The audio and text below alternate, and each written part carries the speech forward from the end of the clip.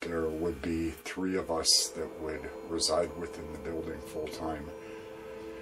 Michelle went 11-12 months, I was there 14 months, and Sarah went 16 months. She made it the longest. It's occupied. It had occupied written all around it. People that really know about demonized spirits and ghosts, it's something that if you really know about it, and have experienced it, you respect it, because you're really stepping into the unknown. It was 4 sticks that I shot random pictures until I was able to link onto something that was felt to be substantial evidence that there were presences within this building. Basically, 14 months when I walked out, I had 4 full sticks. The sticks were shot off the camcorder. I used a Samsung DVC. I don't remember the model number, and I would use the camera, the still camera, off of the camcorder. I can recall many times for 6 months that I would smell, I would get scents or odors throughout the building in certain spots. She had many experiences. She had plenty of stories to tell. She had some very, to most people would be considered frightening. Sarah had some very unique experiences as well, and I had one that was getting actually kind of nerve-wracking because of the things that were going on there. Very common scenarios, the footsteps, nobody there,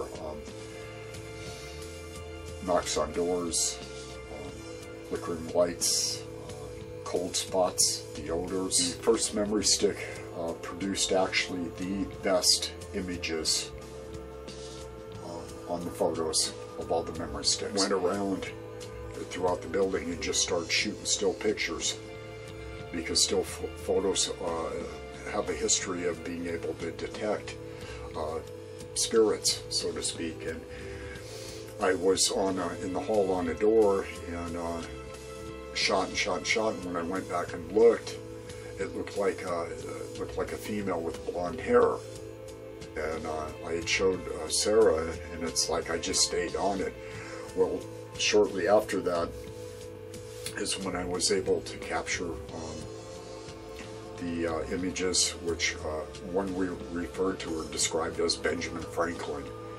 And you could actually see in the photo, you could actually see the light from the sunlight on the ground, on the carpet, from the room next door, because the door was open, and you could see the light bearing through on the floor when that photo was shot. And then there was another one that we referred to, dubbed Ron, Green Ron, and it was just so obvious. You could see it. I mean, it was just so obvious. So the first memory stick was about 600, and that produced the best images. The second memory stick was just miscellaneous stuff around the building. There was no hallway shots. And then the third memory stick was at 3,500 on the pictures, and then the last memory stick, which was a gig, and remember this is 2006, produced, I shot 5,500 photos within the past month. Stick number 3 and 4 were put away and really never looked at. I saw enough in the first stick that it was quite obvious as to what was the presences that were in the building. It was just so obvious. We realized that there was some kind of field, call it a vortex, a portal, dimensional window, whatever you like. It was realized that there was some type of energy field in which the light, the way the lighting was set up, allowed the field to become visible, which then the images appeared. Some of the images have multiple images in them, And I had made reference to people in the past that, you know, some of it's so just damn downright frightening and bizarre that, you know, I probably wouldn't even show them. I learned to respect it. I learned after my experiences at that building, I really have learned to respect, I hate to put it this way, but in layman's terms, learn to respect the dead. You know, and it was one thing to experience it because you could tell people and they just look at you, but when the real threat that became into this whole project was the photographic evidence. There were some that knew I was getting photos, evidence, and it was not wanted. It caused a lot of problems. It's not kids. It's not child's play. It's not for kids. It's a very sensitive area to indulge in. It is sacred.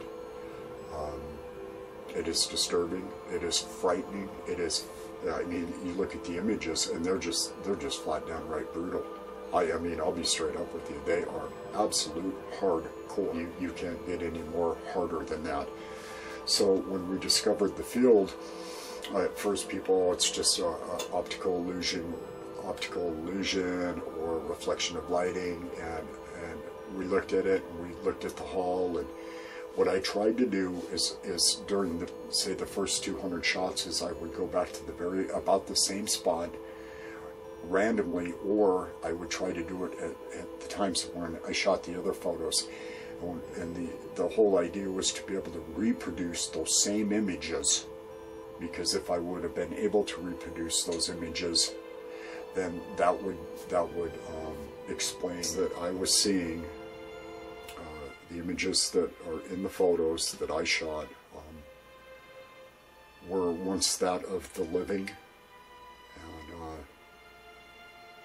and these once of the living have died and went to hell and back.